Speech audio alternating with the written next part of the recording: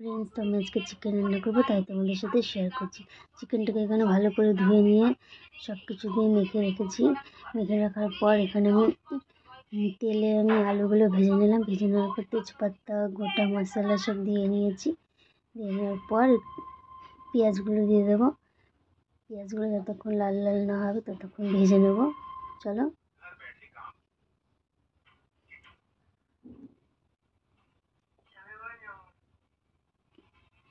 প্রায় দেখো পেঁয়াজগুলো লাল লাল হয়ে গেছে। তারপরে যে চিকেনগুলো ঢেলে দিলাম। চিকেনগুলো ভালো করে পেঁয়াজের সাথে নেড়ে নেব।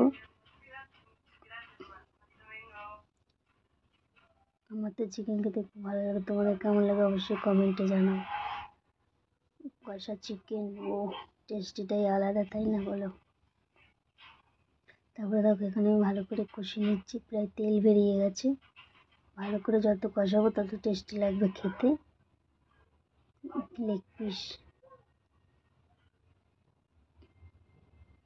দেখেই তো জিভে জল চলে আসছে। যত চিকেনটা কষাবো তত খেতে বেশি টেস্টি হবে। তারপর এখানে আমি আলুগুলো ভেজে রেখেছিলাম, আলুগুলো দিয়ে দিচ্ছি। আলুগুলো দিয়ে একটু ভালো করে নাড়াচাড়া করে নেব। ততক্ষণ আলুগুলো একটু সেদ্ধ না হচ্ছে, আরও একটু 10 থেকে 15 মিনিট কষিয়ে নেব। কষিয়ে নেওয়ার পর এই যে দেখো ধনে পাতাও দিয়ে দিলাম।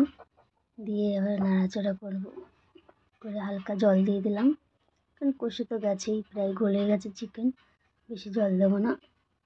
হালকা জল দিয়ে নিলাম। দিয়ে নেওয়ার পরে কি লাগছে দেখো, লাল লাল চিকেনের ঝোল, এই যে টকবক টকবক টকবক করে ফুটছে। ঠিক আছে, তারপরে আমি উপর দিয়ে একটু ধনিয়া পাতা দিয়ে দেবো। তোমাদের কি জিভে জল আসছে? চলে আসো আমাদের বাড়ি চিকেন খেতে। প্রায় আমার চিকেন রেডি হয়ে গেছে। পুরো লাল লাল ঝোল চিকেনের, গরম ভাতের সাথে সেই লাগবে খেতে।